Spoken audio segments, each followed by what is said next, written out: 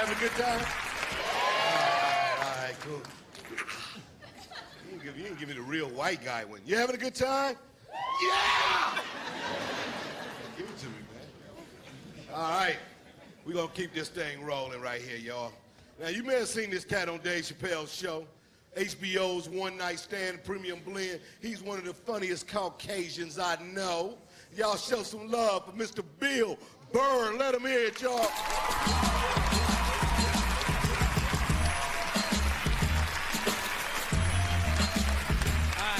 Thank you. All right, man, what's up? How you doing? Was this too quick a transition? You know what I mean? Like 9, 10 black dudes in a row and then like the whitest man on the planet. Let your eyes adjust. I was watching George Bush today, man. I don't want to be a dick or anything, but could that guy like rehearse before he gives a speech? You know what I mean? Just say it like a couple of times. How awful was he during that hurricane? He's just walking out, man. He's just like winging it. Walking out on the White House lawn, there's like sun in his eyes. He's just out there like, there was a hurricane. People are wet. People don't like being wet unless they're swimming in a pool. He sounded like a little kid giving a book report who like didn't read the book. He's just up there making up shit like, there was a dog and he bit somebody and they didn't like it. Every night I gotta watch that idiot on the news, or they're doing stories about how fat kids are getting. You see that every night? Every night they're talking about kids are obese now. Not fat kids, not chubby, they're obese. Like bedridden. Like just laying there like, I had my first heart attack when I was 4.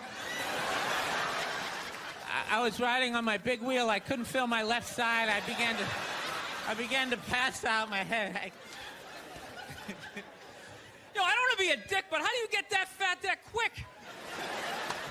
I can see you're 30, 40 years old. You went to McDonald's for 20 years. You got a little gut going. But you're 5 years old. There's no excuse for that shit. I'm telling you, man, that's the parents' fault. You know, stop feeding him. He doesn't have any money. You know, seriously.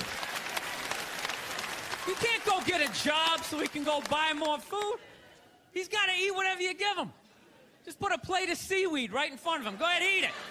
I don't want to eat it. Good, go to bed.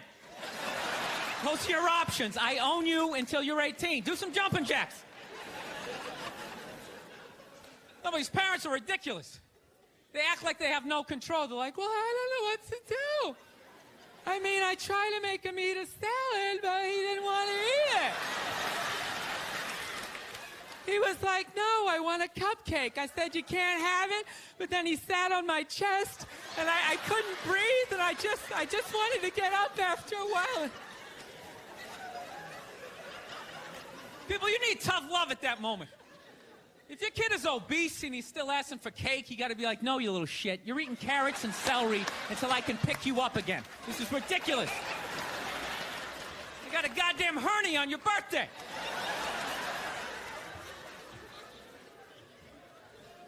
I know that seems harsh to be making fun of obese kids. I'll tell you why I'm doing it. They don't really exist. At least to the level that they're saying. They're saying it's an epidemic. You know, which means when I leave the theater tonight, I should have, like, difficulty getting to my car because of all these fat fucking kids out there like, Jesus Christ, they're everywhere. They're like locusts. See if you can crawl over the top of them. There's like 15 of them. It's nice to be back here down in the South, man. I had a real weird experience last time I came down here. I was in Nashville, right? Sort of an awkward social situation, right? I'm sitting at this bar. There's this white dude sitting like 2 stools away. I don't know him. He doesn't know me. And that Terrell Owens story was in like sports news. So I try to make conversation. I'm like, man, look at this guy. This guy just signed a $40 million contract. He's already bitching, man. How much money do you need to make? And the dude looks at me. He's like, you know what I say? And then he looked over his shoulder, which I now know is the telltale sign that the N-word is coming, and it's coming hard. Oh, yeah, it's not going to be pronounced with the A. It's going to be with the R. And he hit the R. He, like, stuck the landing. It was like a dismount. Clan members high-fiving in the background, like doing the wave. Just out of nowhere. So now, immediately, I'm looking over my shoulder like, dude, what the hell are you doing? You know what I mean? I'm waiting for, like, this hail of black fists to come raining down on top of me. I hate when people do stuff like that. That dude made me part of, like, a potential ass-kicking that I had nothing to do with. You don't do shit like that. He just had that word, hot potato, just threw it in my lap. Like, trying to pass it down to the next white dude. I hate when people do that, man. You know, it's like, dude, feel me out first. Ask some questions. Do you like to fish? Have you ever fucked your sister, right? I start rattling off answers, then you go old school. You give me a pamphlet, you tell me about your militia. Don't just dive into it. That dude was one of the angriest people I ever met. I should have known that word was coming, because he was just watching Terrell, right? Anytime I would bring up, look at man, that guy's talking trash, he would just like flip out. He won't shut up! You know those people get like so mad they're not even looking at you? Their eyes are up, you just shut up and play the game! You know what's funny? I don't even like Terrell, but now I love the guy. Because every time I see him talking trash, I know this idiot in Nashville is just losing his mind, like kicking over his kitchen TV. Shut the fuck up!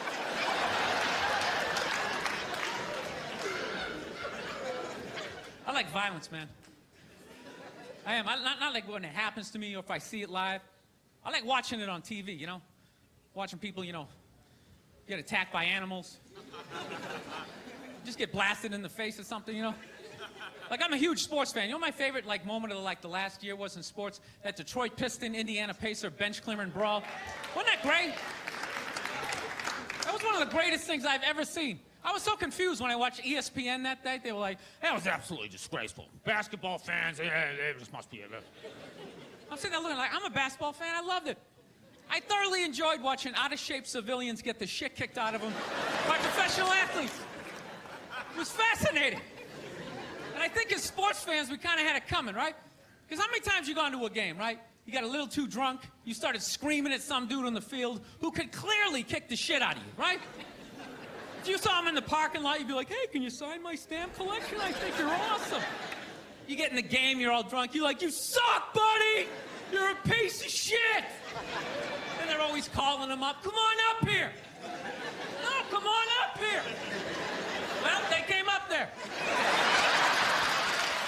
They did, and they kicked the shit out of everybody. It was great. It was like a cartoon. You're like beating up whole rows of people at once, like... I loved every second. I love how Ron Artest punched the wrong guy. Wasn't that great? He taught that dude a valuable lesson in life. When shit goes down, you don't just stand there like you're watching a movie like, wow, it's coming right at me. Must be in 3D or something. That was a 5'6", 110-pound white dude, had an angry 6'10" black dude running right at him. That had to have been in his top 3 nightmares all time. Right behind getting his dick cut off and being lit on fire. And he just stood there. He's like trying to explain himself. Well, I still have the liquid in my cup, so there's no way I could have... He's an idiot. Listen, I'm out of time. You guys were awesome. Thank you very much.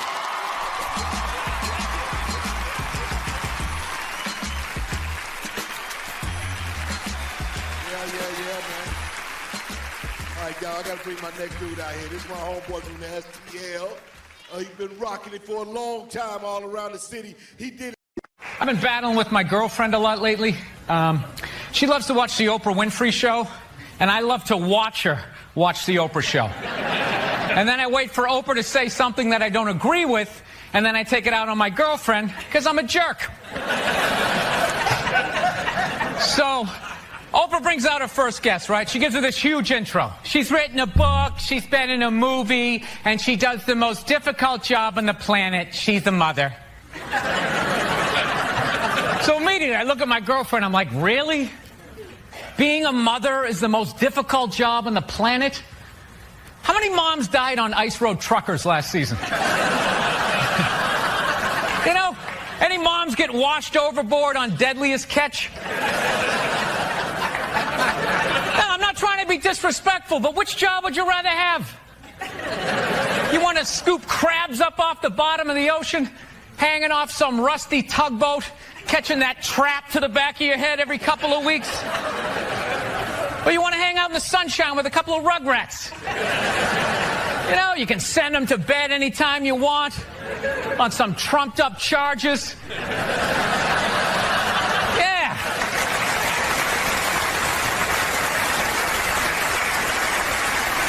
Trumped up charges, yeah, because you want to have a drink and watch The Price is Right. I don't know, maybe I'm wrong. No, maybe it is. Maybe it is the most difficult job. I mean, I thought roofing in the middle of July is a redhead. You know? I thought that was a difficult job. But evidently, these mothers, they're bending over at the waist, putting DVDs into DVD players. I don't know how they do it.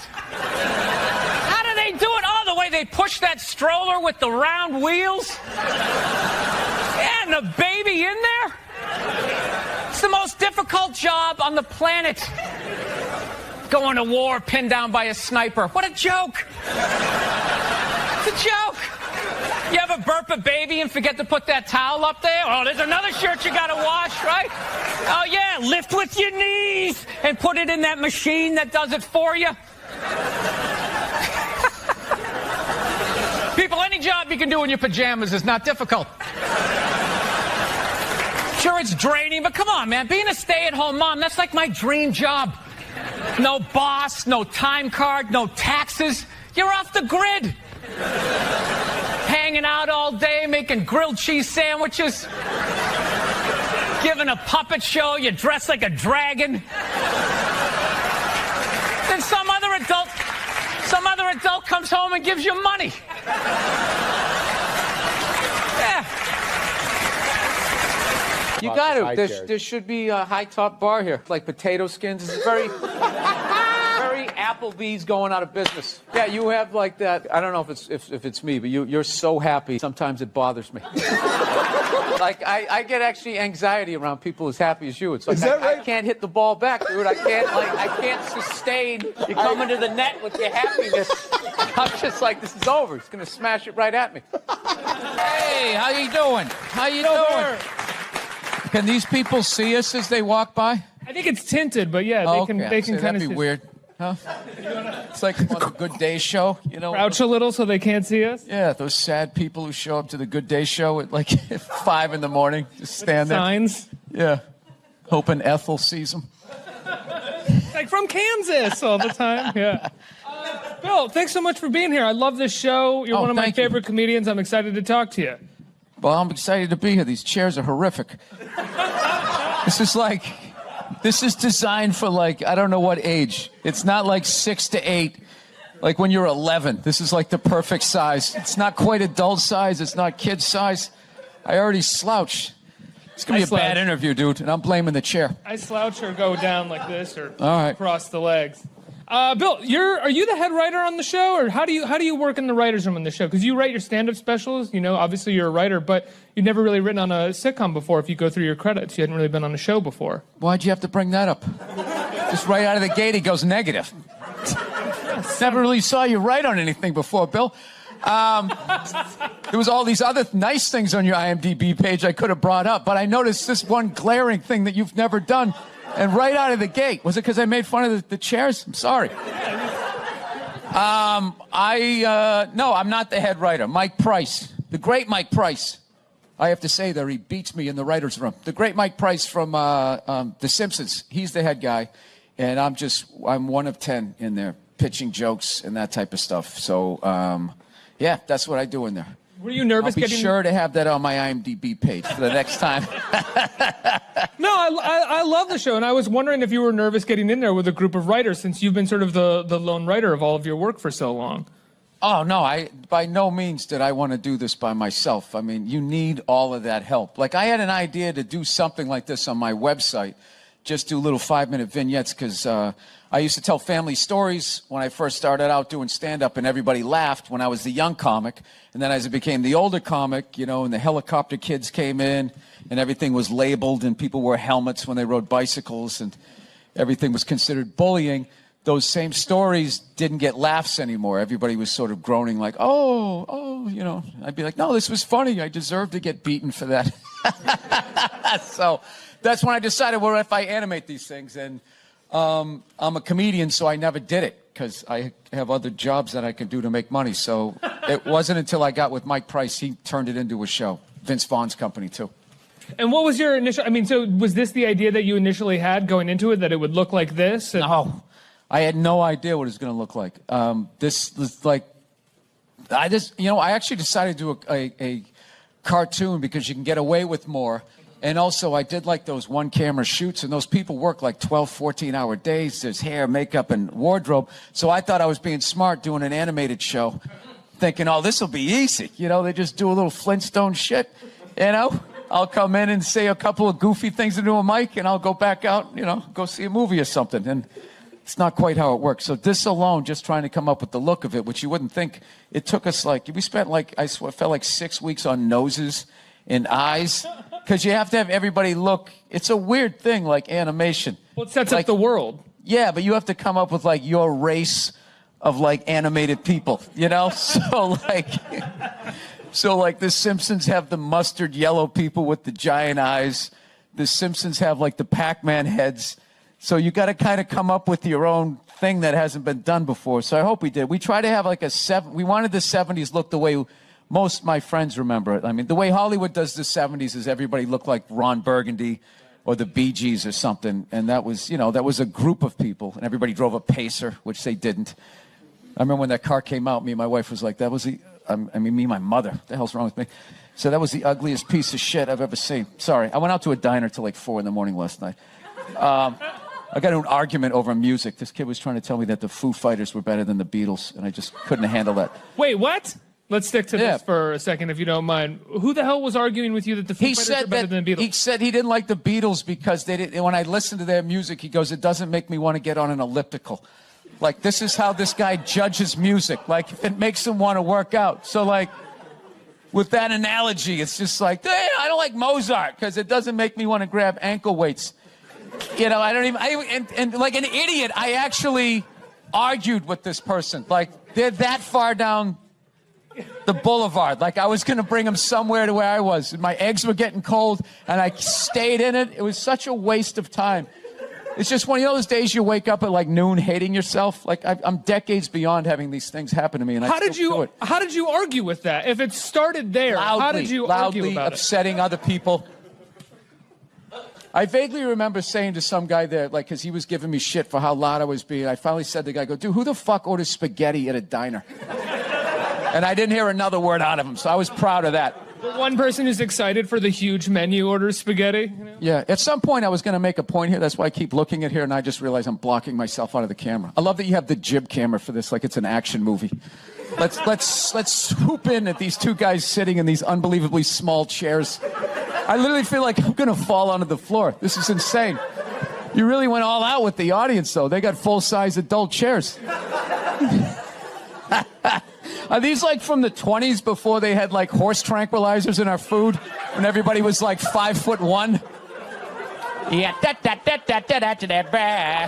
Wait a minute, do you own Fab TV? Yes, how do you know that? Because you're so friggin' dressed down. You just had that vibe. This is how CEOs, like, I knew it. I was just like, this guy's not by the way, like I had to take my host out. The cameramen are dressed better than you are. I knew it. I was just like, this guy's not a reporter. Didn't even know the name of the show. Didn't even know the name of the show. Wow. Well, you know what? Take it as a call. I wanted an interview. I'm like, no, I got to be in with Bill Burr. You're one of my idols. So were you supposed to interview me? Okay, here. Unbelievable. What is that all? There you go. Now it looks like an interview. You know, Mr. Burr, you know, how does it feel? Okay, I saw, these are the first 3 movies I saw. I saw For the Love of Benji. Yeah. And then we saw Scarface. She didn't know what it was. She knew it was like a gangster movie, but she thought it was like, like Kojak or something. And if she wanted to leave then, I would have, but she didn't. She just is very reserved. She's just kind of like, maybe this will get better. Like she just... Hey, how are you? What's going on? Nice to be here. I thought this was over by 7. I'm a stand-up comedian. I tell shit jokes around the country. It's what I do. And I got to be honest, I don't know much about writers. I used to think you guys were a bunch of nerds who couldn't hold up your end of the conversation, with strange shoes. I did. But it was going to be yet another pilot that was going to fail. I'd just be sitting in a coffee house trying to talk to these writer, and it just would never connect, So I always end up just staring at their shoes. But, I don't know. I've always been like an idiot. And, no, I did. I used to think like a pony was a little horse. And there was these people down the street had this pony for like 7 years.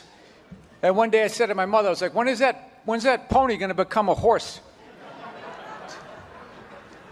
So... I don't know. I didn't understand what you guys did.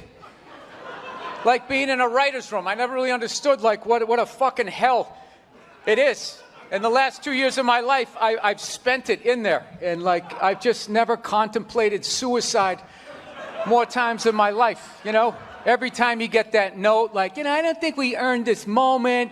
This isn't in our palette. Who do I root for? I always think, there's always that sweet option. We're on the 8th floor. I just think it. I think I could hit my car, maybe land right in the driver's seat and be poetic. I do. Just sitting in a writer's room all day. I come home, I just stare at the wall. I can't hear my wife's voice. My drinking is off the rails. And I just want to say to all you guys, I really respect now what the hell it is you guys do, because it is, without a doubt, the toughest job out here. So thank you for writing shit for me to say.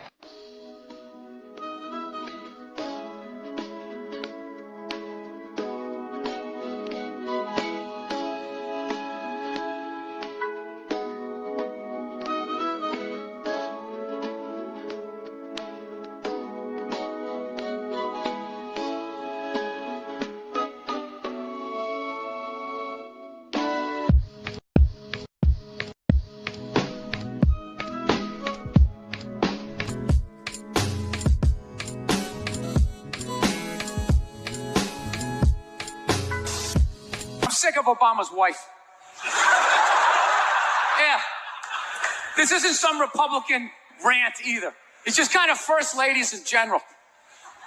I don't know what it is. All throughout my life, with each presidency, these first ladies, they've just gotten more and more like chatty. More and more chiming in, leaning into the frame, spitting out their ideas. It's just well, why are you talking? Right? You weren't elected. Shut up. Your husband's not running a lemonade stand here. He's running the country. You don't just chime in. Let me guess, is this considered sexist? It is? Why? Oh, okay, you just nodded there, lady. Let me ask you this, all right? Let's say you had a leak in your house, okay? You call a plumber up. He shows up. And he goes, yeah, I think the leak's coming from the upstairs bathroom. We need to shut it up, blah, blah. Then all of a sudden his wife walks in, who isn't a plumber. And then he goes, hey, I actually think it's kind of pretty high. Wouldn't you be with all due respect, shut the up. I need a plumber in this moment. I'll extend an olive branch here. All right, at some point, there's going to be the first female president, right? Exactly. Which means at that moment, you're going to have the first male first lady, right? And when that happens, that dude needs to shut his trap. I don't want to hear a word out of him. I want to hear from the president. You, sir, go do some first lady stuff, all right? Go get yourself some gloves that go up to your elbows. Smile and nod during speeches. Go put your own flair redecorating the White House, right? Which leads you to Michelle Obama, right? Now she's sitting there holding up those hashtags. Remember that hashtag, bring back our girls? Remember that? It's like, it blew my mind. It's like, why are you showing me that? I'm a stand-up comedian. Like, what am I going to do to get those girls back? Why don't you look across the dinner table? It's like, you see that guy? That is the leader of the free world. Tell him to pick up a phone, call some Navy SEALs and solve it. What am I going to do? Show up with a sharpened mic stand? Hey, Michelle said to bring him back. Oh, it's unreal.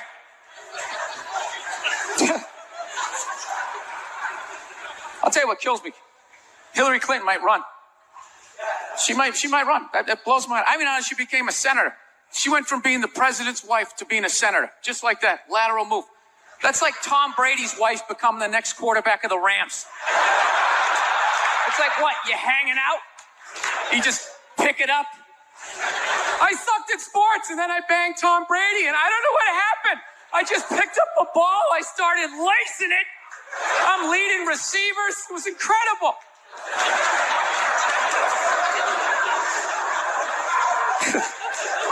I knew it was going to be like this. You know what's funny? There's actually people out there that think a woman being president is actually a good idea. You know? Can you believe that? See that they do? That'll do something. That'll change things. How? How the is that going to change anything? Do you know what the president makes a year? The president makes $400,000 a year. That's it. He's trying to keep billionaires in line, making $400,000 a year. That's all he makes. He makes less than some people blogging on the internet. The president should have you money, right? He shouldn't be sitting there with his pockets turned and saying, I need your help to get me the job, right? What do you guys all donate to the campaign? Is that what it is? So I got a dog recently. That's a big thing in my life. I went down to the pound and I got a free dog. That's how I say it. I don't say I rescued a dog. All right, it's obnoxious and it's not true. Sick of people doing that. She's a rescue. Yeah, I rescued her. Really? Did you pull her out of a burning building? My girlfriend actually, to be honest with you, got the dog while I was traveling. I was in a different state. My girlfriend got us a dog. Classic female move, you know? That's just a 10 to 15-year commitment. Why would you include me in that decision?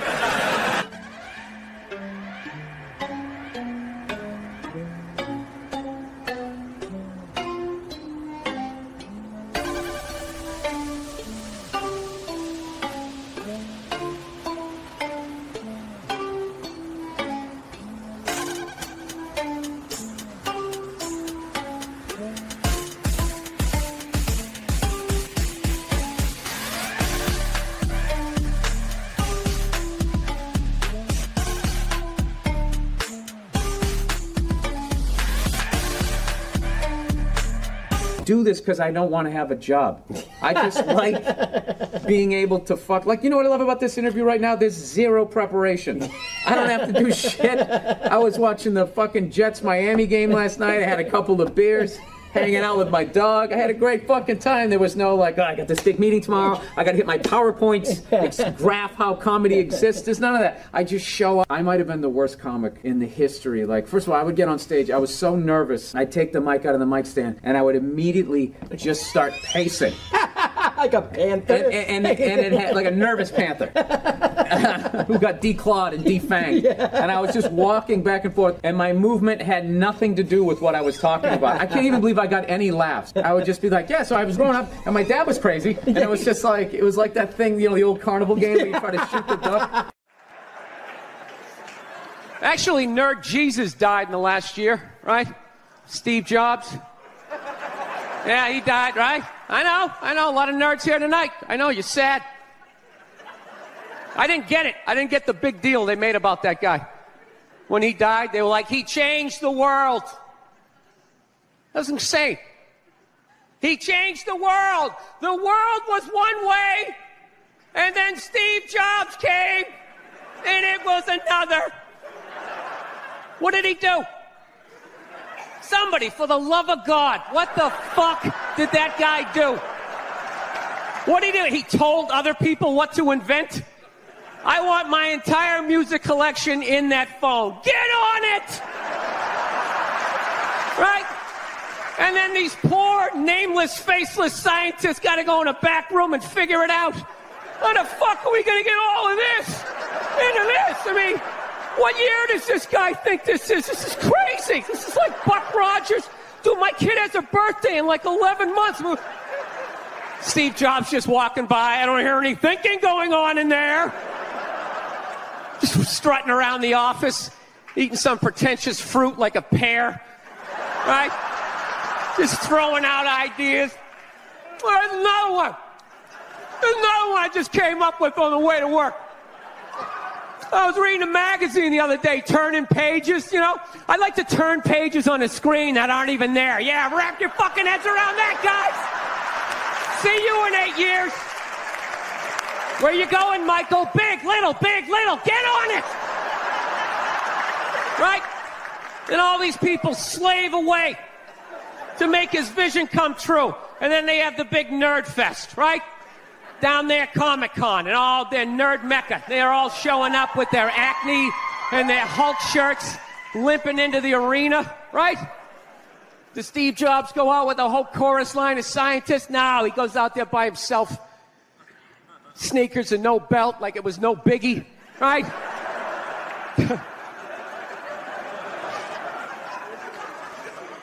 like he's Tesla.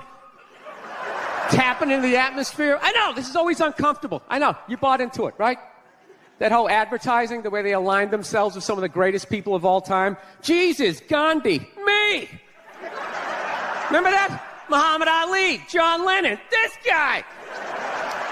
How the fuck was that dude like any of them?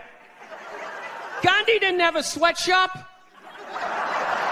Nah, he didn't have people leaping to their deaths only to catch a net and get ricocheted back through the window to have to put together yet another iPad.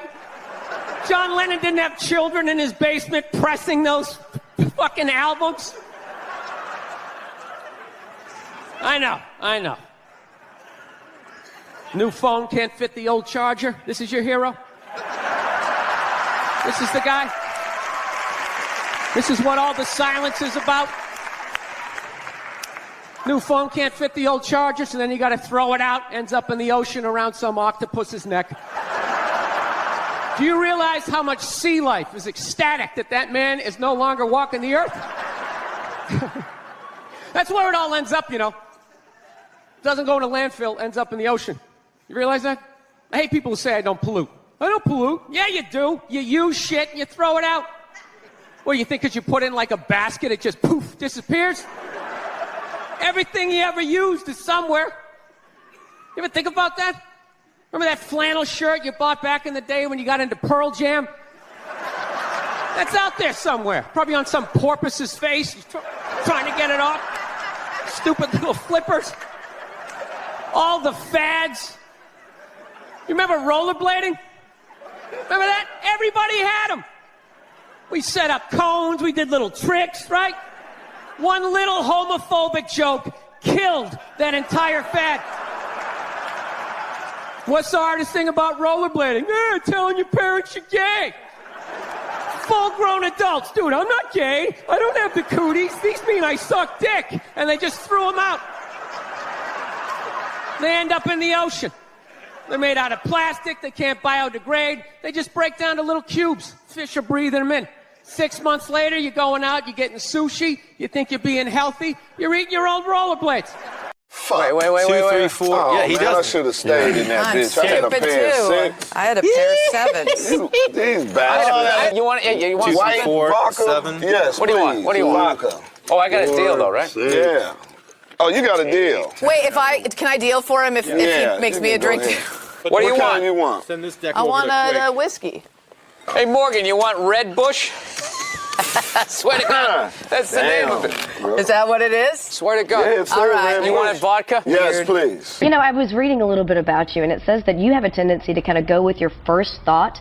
Yeah. Because reading makes you sleepy. That's right. And my first thought is this is the best week to be here, the week before the Super Bowl. That is so true. Before all the whores fly in, you know? Yeah. But just want to get out. Wow. Just want to get out of here before that. What is true? This is like the Oscars for prostitutes. Okay, all right. This entire week. Let's remember we're G-rated here, folks. All right, so we're going to go back to a safer subject because, as you know, I'm sorry, I didn't realize. this is National Blueberry Pancake Day. By the way, I was in the doctor's office this morning. I'm fine, but just FYI, little medical note. I had black poo. Black or bloody? Well, Black that's is bloody. Black is unless bloody. you That's take, good. unless you ingest bismuth, which is in Pepto-Bismol, then you're Over the weekend, I had black poo. or iron. Yeah, and I Wait a minute. yeah. So if somebody said I had blood in my stool, they don't actually see blood; they see it's black. Right. So the higher up in your GI, Wait, the blacker wait. it is. What sort of background do you have? I was a nurse. Oh, okay. So wow. Because you really came off like I was like. No, this happens a lot on podcasts. All of a sudden, I'm listening to a comedian like telling me how my liver works. I'm just like, wait a minute, who the fuck are you again? Okay, I'm sorry. All right, so you're a nurse. All right. Yeah. Tell them so about. it was. So the higher up on your GI that the bleeding happens, let's say it's if in your Don't stomach. talk shop. What's GI? Gastrointestinal. Gastrointestinal. Okay. Yeah. The higher up there. A pilot. that- Just kind of went in that direction. But you actually grew up outside of Boston, right? Yeah, I grew up in Linfield when I was really little, and then from about 1976 on, I lived in Canton, Mass. Ah, very nice. I'm also from Massachusetts. Oh, all right. Not that you care, but I just wanted to let you know Yeah, I mean, that. we're not going to hang out or anything. Yeah, I know. There's absolutely no shot of that. That much I know.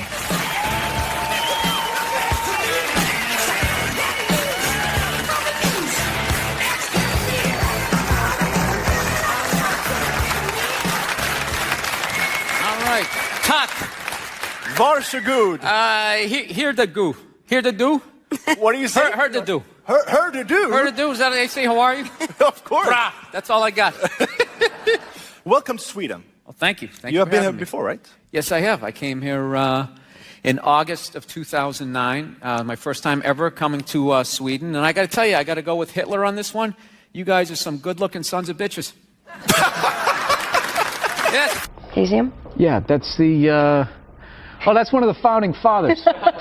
Who said that all men are created equal as long as they're white. Right? Isn't that what it is? One of those guys? No, it's not. It's Wasn't he the on Quaker the Oats man. I thought all that right? was the And we have, I think, bicentennial Fruit Loops guy. no, it's not.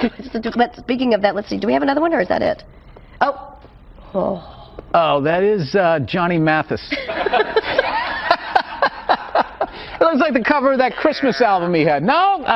Sorry. It's like, where were all those racists the last two election when they could have voted against a black guy? They were fine with that, but this white woman is going to take my jet skis, right? I love this dude texting for the entire interview. It's just trying to keep the attentions on millennials. It's like impossible. Look at him. He's already got the chains. He's probably got his own record label. He's like making deals as we speak. He's got championship rings on. I don't know what you're doing, dude, but I want your life, man. You're crushing it. So are you in the process? I cannot get comfortable in this fucking chair. This is just like one of the worst things.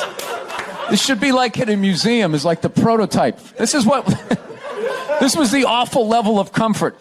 We went from a log to this, and then eventually they got cushions. You know, that's you. That's the dark side of you, that you didn't want to say something nice. I get it. But me, I'm sort of the Jimmy Fallon. This is your inner child, and your mother didn't hug you, and now you're putting it on me.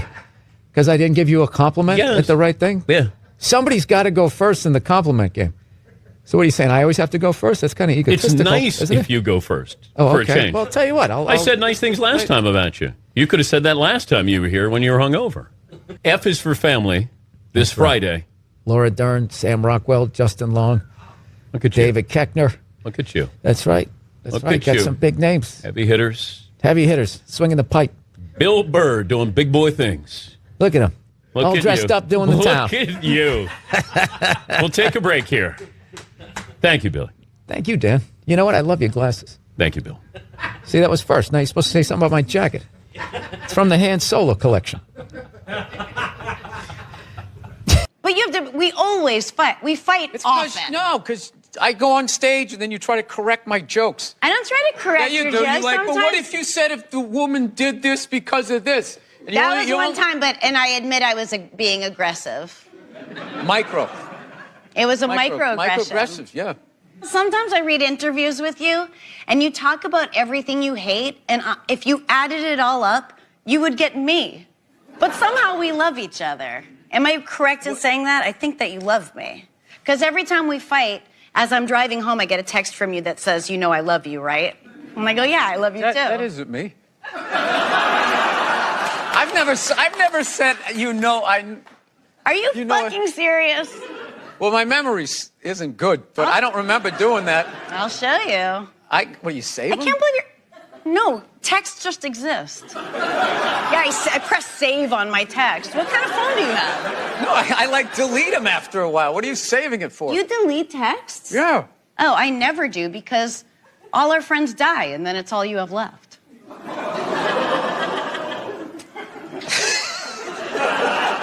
How many of you had? Die? I'm up. I counted. I have a huge list. I'm 30. 30. Yeah. Get something funny out of that. That's what you do. I'm not. This phone, I swear to God. Dude, the day Jesus comes back, if he ever does, if he's even a real person, like 90% of people are going to miss it. They're going to walk right. He's going to be walking on water and they're immediately walking by him. They're not even going to see it. Oh, yeah, and there's a drop-off in fame for Jesus at that point. Everyone was paying attention. Now no one gives a shit. Oh, there we go. No, but now this is like the ego one. Now I'm going to be sitting above you. Yeah, you got to come with two. It's fine. It's fine. Sir, the one comedy through line that's working here is me shitting on this chair. Why would you take that from me? You're just totally going against the grain. I understand it. But you got on camera, so I think you get paid, even though this is online. And he also had a zillion kids, so I mean, yeah. Really? How many siblings do you have? I don't know, dude. The internet's too fucking weird to give out all that information. Oh, you don't even want to say how many because you're afraid that it will Yeah, somehow by all means, compromise keep your talking privacy. about it. Is there any way you can cut this out? I'm honest, dude. Like, seriously? Yeah, no, dude. There's fucking lunatics out there. Okay. Whoa. Off the air, I'll cut. All right. Jeez. I love how surprised he is. Jeez. Well, you can mention the amount. There's absolutely crazy people out there. Okay, yeah. No. Whew. All right. I don't know why that got so flat on my part. So your Christian background is part of the show. Or at Yes, least and two I wanted episodes. to talk to you about Jesus after this. Well, the only reason why I bring it up is some people thought maybe you went a little too far. You know. As far as what? Well, they thought that maybe you were being disrespectful to the Christian religion. Who did? I'm telling you, you need to Google. Oh, good Lord. So did you feel you were probably being disrespectful, or just you were just having fun with some of the crucifixes and stuff like that? I don't even know what I mean, we did maybe 2 jokes about that? Yeah, exactly. Don't you think the Catholic Church went a little too far? More so than my cartoon. All right, listen. A couple of jokes. I know this is a morning show. You can't bring up all those crimes. You know what? Technically, they just sort of kept moving them around. You know, like those killer whales at SeaWorld. After it kills a trainer, they'll then move it up to Seattle. They don't give them their background. all right, I'm not totally following.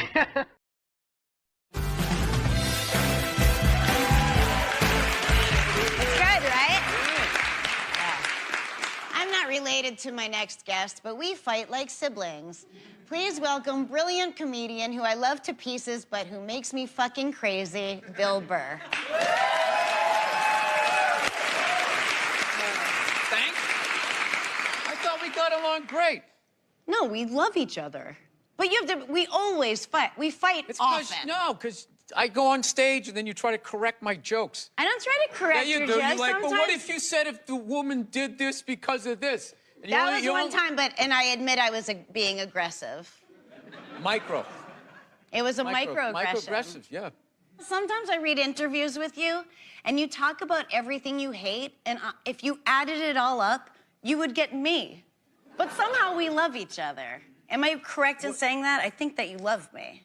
Because every time we fight, as I'm driving home, I get a text from you that says, you know I love you, right? And I go, yeah, I love you too. That isn't me. I've never said, you know, Are you fucking serious?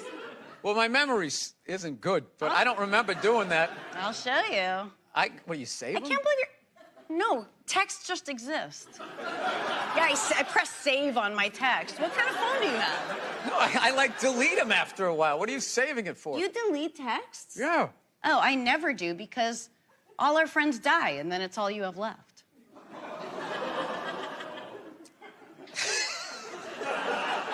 How many of you had? Die? I'm up. I I counted have a the day. huge list. I'm 30. 30. Yeah. Get something funny out of that. That's what you do. I'm not good at that. I'm not good in the mom. All right. I do like you, and I always feel like you're frustrated with me. I fucking love you. Look at my Sometimes posture you right say- now. I'm I as know. far over into this chair as I can possibly be. I just feel like trying to hurt you. kind I of came love here to you. hang out and have a good time, and you just like that intro was just like, yeah. It was I just thought you'd like that. I fucking hate this guy. He's a douchebag, but he came down here. I mean, that's how I heard it. I think that's how you hear a lot of things.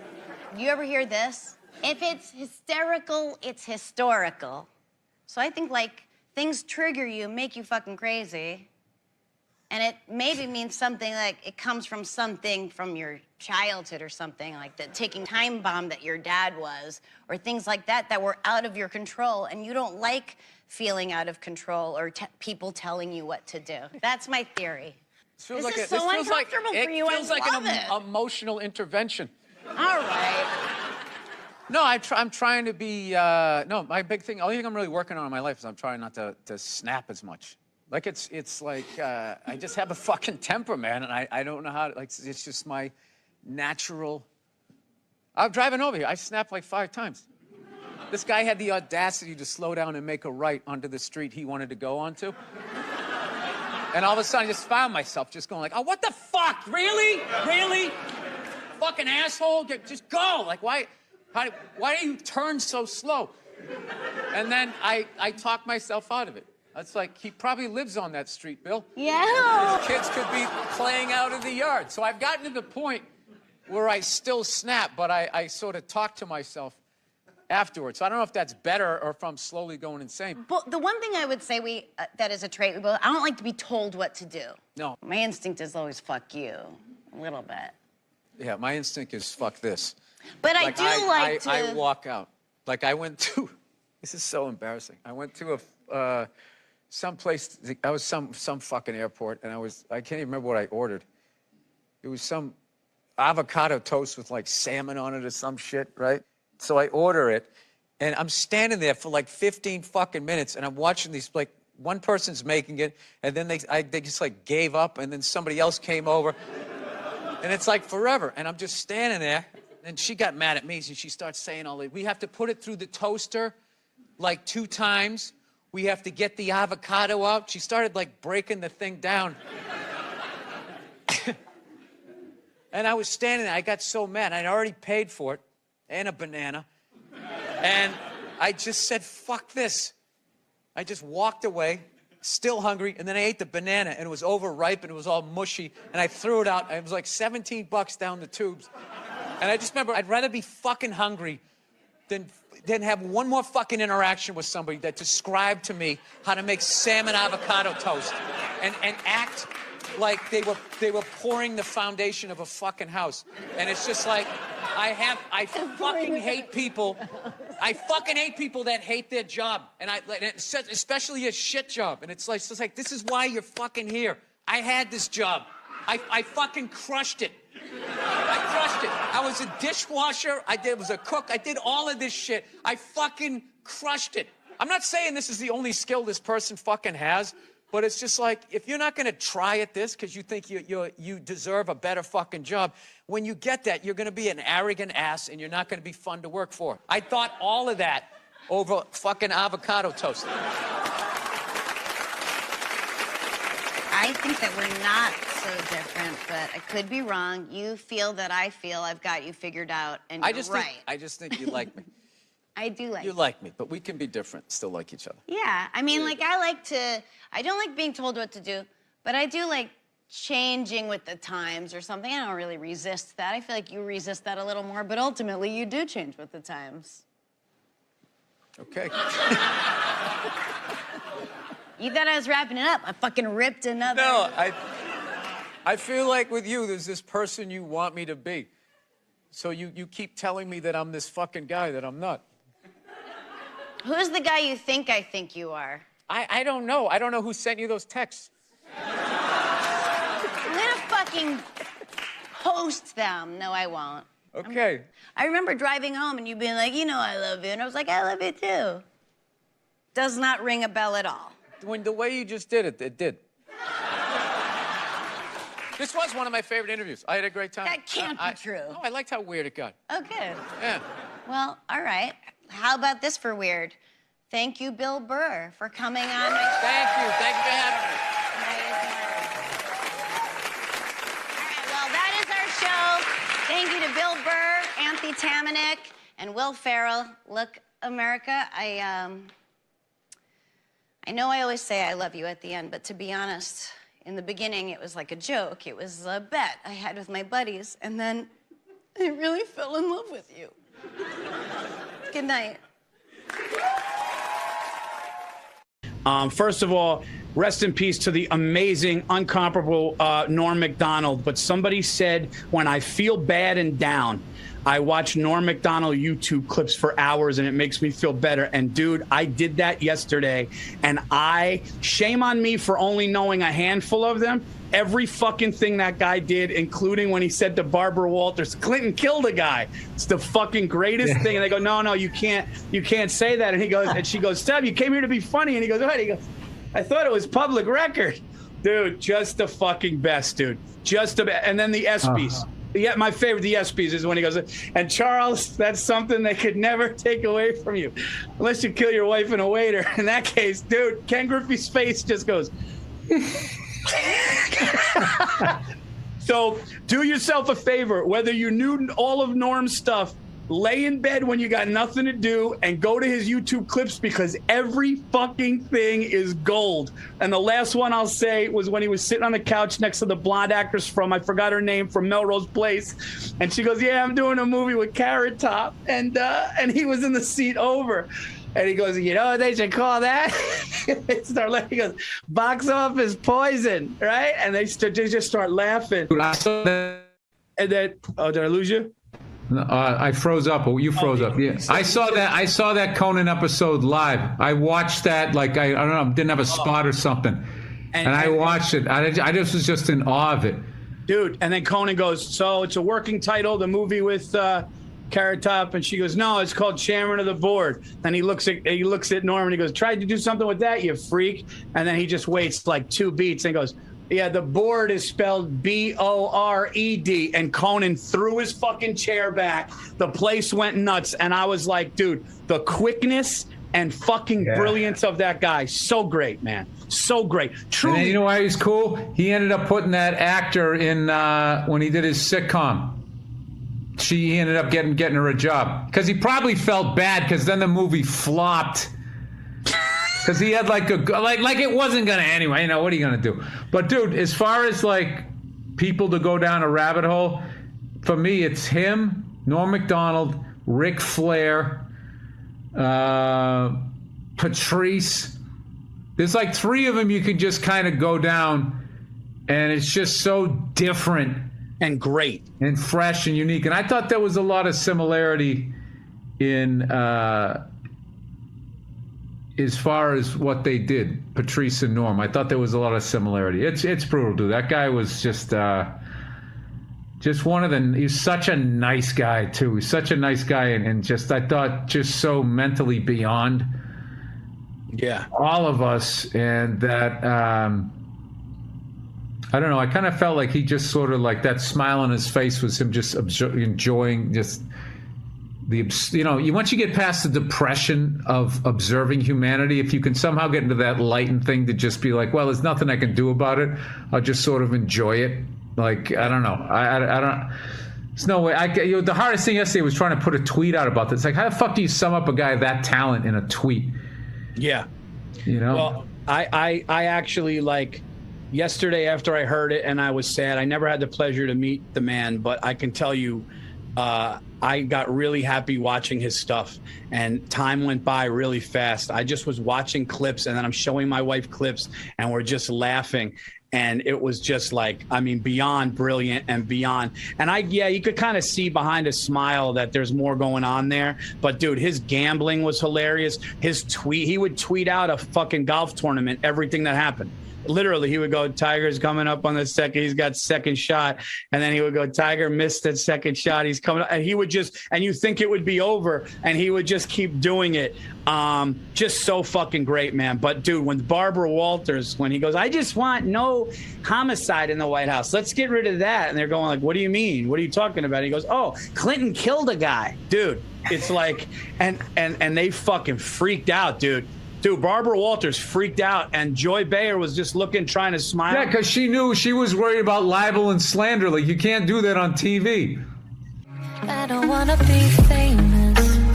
I get a little bit anxious when you're looking at me. And isn't it obvious?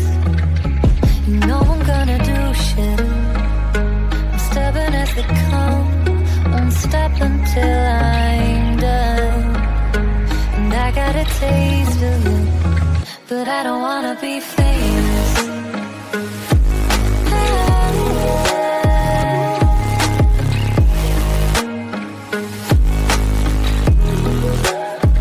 I don't wanna be famous.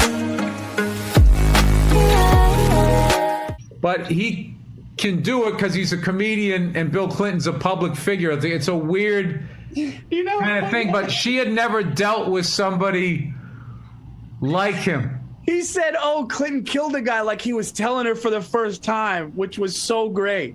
And they just fucking freaked out. But anyway, rest in peace to one of the greats. Watch his clips, and it's a big blow. You could feel it. He's one of those you could feel. So yeah, no, that was a big one. And I got to tell you, you need guys. I just don't know. Why can't somebody who's a fucking, I don't want to wish that on anybody, but one of these cancel culture people, just, comedian that tries to take out other comedians. Ugh. Every 5 I mean, what? I mean, the fact that there's fucking comics out there doing that to other comics, talking about events where they weren't even there. I know. And they're literally getting this information as I'm getting it, and they just comment on it and try and help take a person out when you weren't even there. Why would you comment one way or the other? Yeah, it's. And then you present yourself as like the hero and this champion and all of that fucking shit. Ugh. And there's a couple of them, Paul, I swear to God, they're worse than the fucking people they're going after. And I'll leave it at that. So, where do you go from there? Well, as I mentioned last time I came through town, I wanted to get a gun. Yeah, I do. Yeah. But I finally given up on that. I gave up on that dream. My wife doesn't want me to get one, so. Yeah, she didn't want to. You gotta pick your fucking battles. I'm gonna learn how to fly a helicopter on the sly. I can't fucking have some 357 hanging around. I'm doing whatever I want, all right? When I say go, eat it, right? Can't be that person. No, it bums me out, because all I wanted to do was just I just want to get a 22. That's all I wanted. Perfect gun for home protection. 22 caliber. You laughing at that, sir? That's not enough? I don't know. I'm down south. What do you think? That's not enough, right? You want your shotgun, right? 44.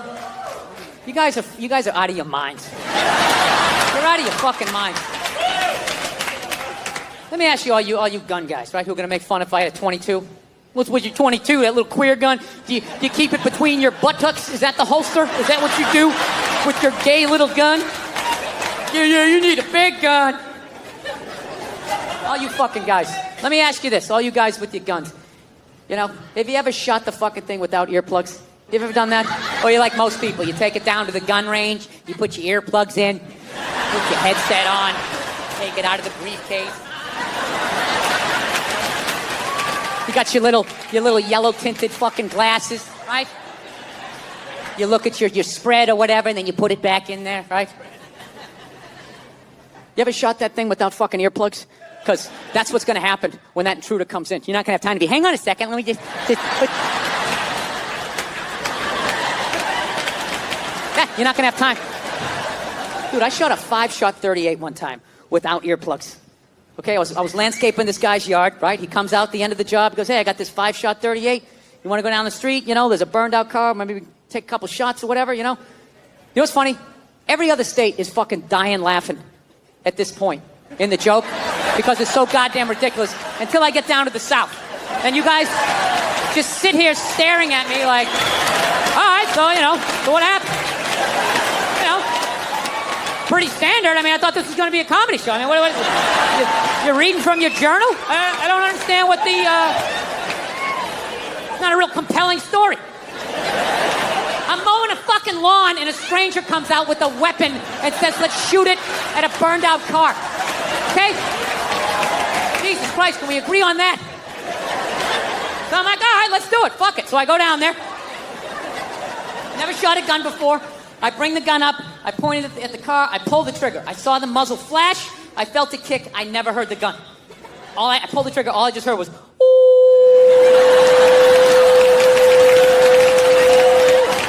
I shot the gun 4 more times. Never heard it.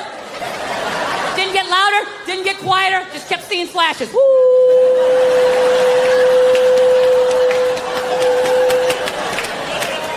right? So let's take one of your fucking guns. All right? Let's just say, for the sake of argument. All right, you got that thing sitting on a nightstand, loaded. Right? For God's sakes, tell me you have it there. Don't be one of these people that has, like, the gun here and the bullets there. You got the thing fucking loaded, ready to go. 3, 4 o'clock in the morning.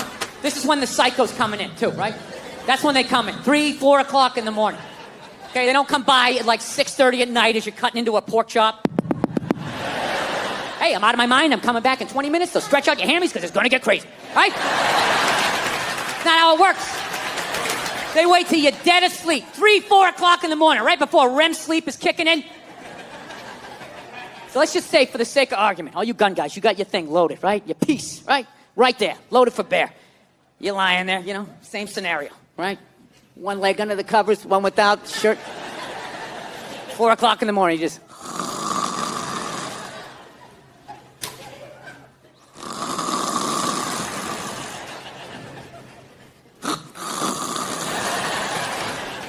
Meanwhile, some psycho sneaking in through the living room window, right?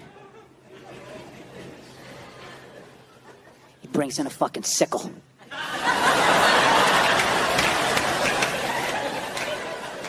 And he's just listening. Listens all the way down that hall and he just hears...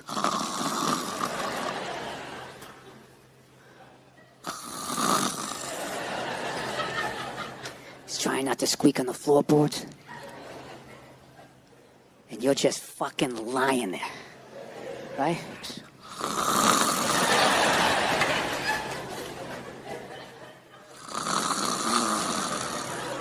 All of a sudden, that little dog on the floor is just like... What's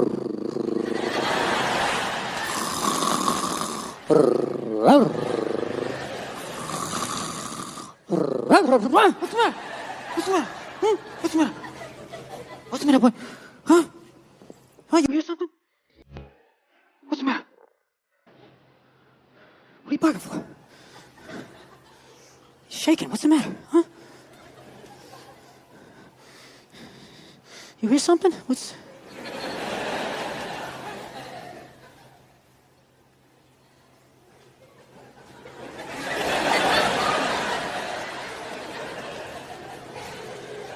Come on, man. Quit fucking around. I gotta go to work tomorrow. All of a sudden, boom, that door flies open. You just see this shadowy figure. You pick up that gun. Blow! Ooh! And you fucking miss. You miss. You can't see. Now you can't hear. That's 2 out of 5 senses. What are you going to taste him as he comes around the bed? You're still going to be shooting over here. Meanwhile, you see like this strobe light psycho coming around the fucking bed. Takes off your head. If you had the 22, you could still hear. Your ears would be ringing, but you could hear that fucker coming across. And you could shoot at him and he would leave. He would leave. You guys just won't get off the fact that it's a fucking 22. You're like psychotic with this shit. All right. No. I will extend an olive branch to you people. Okay? I get it. It's that a 22 is basically a roided up BB gun. I got it. Okay? I understand that if you actually want to kill somebody, you have to basically have the gun up to somebody's head and be throwing a jab as you pull the trigger. I understand that. Okay? But I maintain, I don't care who the fuck the toughest person is in this house, okay? I can defend my house with a BB gun. I don't give a fuck how tough you are. I don't care. If I started shooting at you with a BB gun, at the very least, you have to go back outside and regroup. That's a fact.